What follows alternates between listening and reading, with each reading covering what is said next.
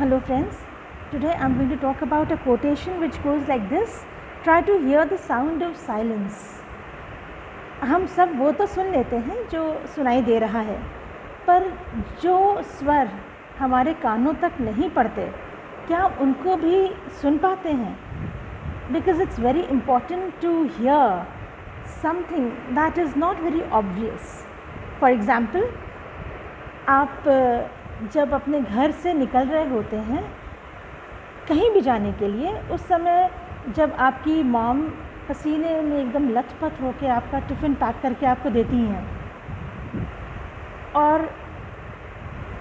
वो कहीं ना कहीं शायद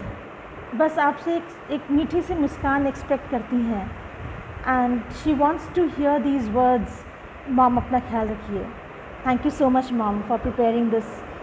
lunch for me, or for preparing the breakfast in the morning, and then now even preparing my lunch, things that I like, I enjoy eating. So we need to try that.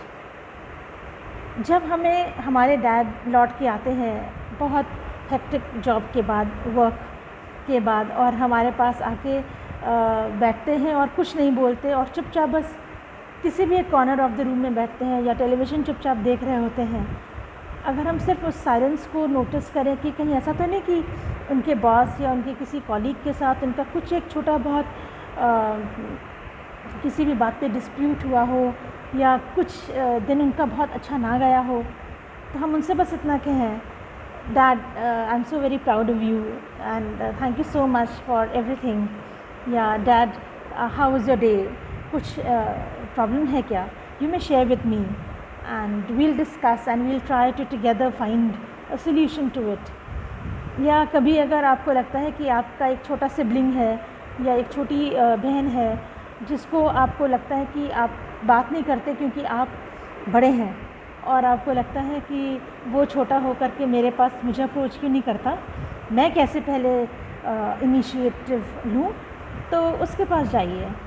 If you think that आप के ही class में आपके साथ में पढ़ने वाले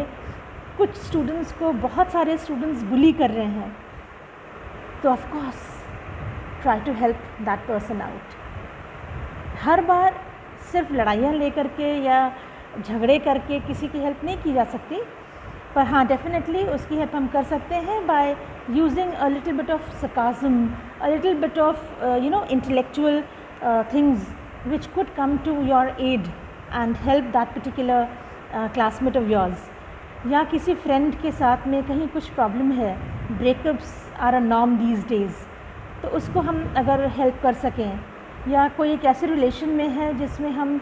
सिर्फ sense करने की आवश्यकता है कि वो उसके साथ कुछ गलत घटित हो रहा है, तो अगर हम उसको बस समझें और उसको हेल्प कर सकें, so I think that's going to be brilliant. So just try to hear the sound of silence, because silence speaks the loudest.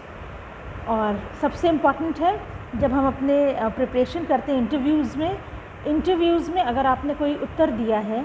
और आपके उत्तर के रिप्लाई में या रिस्पॉन्स में आपके इंटरव्यूअर ने कुछ नहीं कहा, बस साइलेंटली अपनी आँखों को नीचे कर लिया है और कुछ इस तरह से रिस्पॉन्ड किया है, तो उसको भी रीड कीजिए. Reading between the lines also helps to hear the sound of silence. So try hearing those sounds, and it's lovely to get to understand things which are not verbally expressed. Thank you.